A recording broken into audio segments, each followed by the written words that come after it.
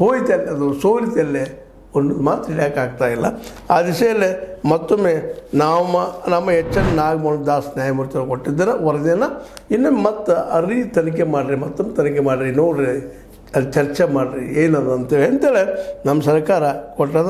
ಅದರಲ್ಲೇ ವಿಶೇಷವಾಗಿ ಏನಪ್ಪ ಅಂತಂದ್ರೆ 5 ಸಮಿತಿ ಸದಸ್ಯರಿದ್ದಾರೆ.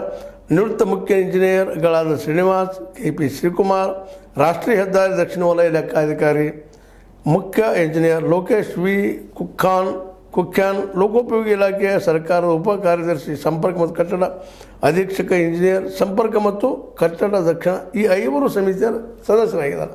ಇವರು ಸಹಿತ ಅದು ಎನ್ಕ್ವೈರಿ ಮಾಡ್ಬೇಕಂತ. ಯಾಕಂದ್ರೆ ಈ ಡಿಪಾರ್ಟ್ಮೆಂಟ್ ನಡೆದಾವೆ ಎಲ್ಲ ವ್ಯವಹಾರಗಳು ಎಷ್ಟೆಷ್ಟು ಹೋತು ಎಷ್ಟು ಬಂತು ಕರೆಕ್ಟ್ ಲೆಕ್ಕ ಅವ್ರಿಗೆ ಇರ್ತದೆ ಅಂತೇಳಿ ಅವ್ರ ಕಡೆ ನಡೆಸ್ತಾ ಇದ್ದಾರೆ.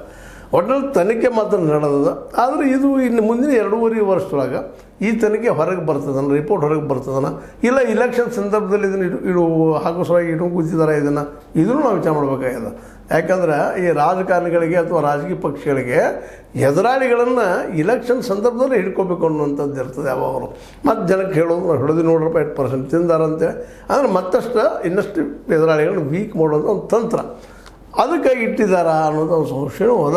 ಆದ್ರೆ ಇಷ್ಟೊಳಗೆ ಅದನ್ನು ಹೊರಗೆ ಹಾಕಬೇಕಾಗಿತ್ತು ನಮ್ಮ ಸರ್ಕಾರ, ಮತ್ತು ಜನಕ್ಕೆ ತಿಳಿಸ್ಬೇಕಾಗಿತ್ತು 40% ತಿಂದಿದ್ದಾರೆ ಅಂತೇಳಿ. ಇಲ್ಲಿವರೆಗೆ ತಿಳಿಸಲಿಕ್ಕೆ ಆಗಿಲ್ಲ. ಆದರೆ ಒಂದು ಈಗ ಹೇಳಿದಂಗೆ ಅಲ್ಲಿ ದೊಡ್ಡ ಪ್ರಮಾಣದಲ್ಲಿ ಏನು ಇರಲಿಕ್ಕಿಲ್ಲ.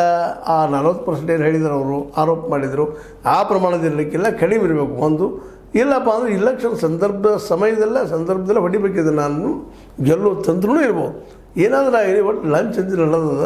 ಬಟ್ ಈ ಪಕ್ಷಗಳು ಮಾತ್ರ, ರಾಜಕೀಯ ಪಕ್ಷಗಳು ವಿಶೇಷವಾಗಿ ತಮ್ಮ ರಾಜಕೀಯ ಹಿತಾಸಕ್ತಿಗಾಗಿ ಅವುಗಳನ್ನು ತೋರಿಸಬಹುದು, ಹೋಗ್ಬೋದು. ತೋರಿಸೋದು ಕಡಿಮೆ.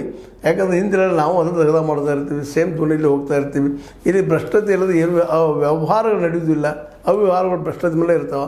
ನಾಳೆ ಇವರು ನಮ್ಗೆ ತೊಂದರೆ ಕೊಡ್ಬೋದು ಅನ್ನೋ ಭಯನೂ ಇರ್ಬೋದು ಒಳಗೆ. ಒಟ್ಟಾರೆಯಾಗಿ ಈ ಲಂಚಗುಳಿತನ ಈ ಅಧಿಕಾರಶಾಹಿಗಳಿಂದ, ಈ ರಾಜಕಾರಣಿಗಳಿಂದ ಓಡಿ ಹೋಗ್ತದೆ ಅನ್ನೋದು ಸುಳ್ಳ. ಆದರೆ ಇಲೆಕ್ಷನ್ ಸಂದರ್ಭದಲ್ಲಿ ಆವಾಜ್ ಮಾಡೋದು ಮಾತ್ರ ಇದನ್ನು ಇಟ್ಕೋತ ಹೋಗ್ತಾರೆ ಅನ್ನೋದು ಅಷ್ಟು ಸತ್ಯ. ಏನೋ ತಪ್ಪೇನೋ ಲಾಲು ಪ್ರಸಾದ್ ಯಾದವ್ರಿಗೆ ಒಂದು ಶಿಕ್ಷೆ ಆಯಿತು.